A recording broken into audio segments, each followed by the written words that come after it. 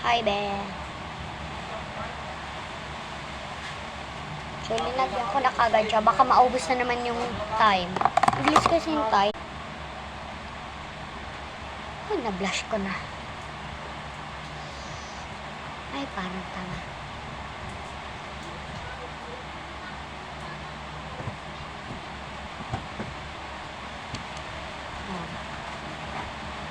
Bongga.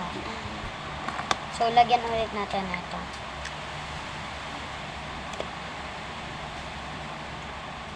Unti-unti lang din. Huwag ka dyan. So, binibisan ko na maubos na naman yung time. Pa.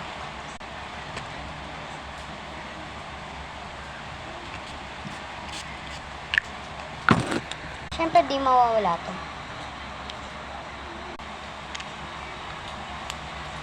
Bongga.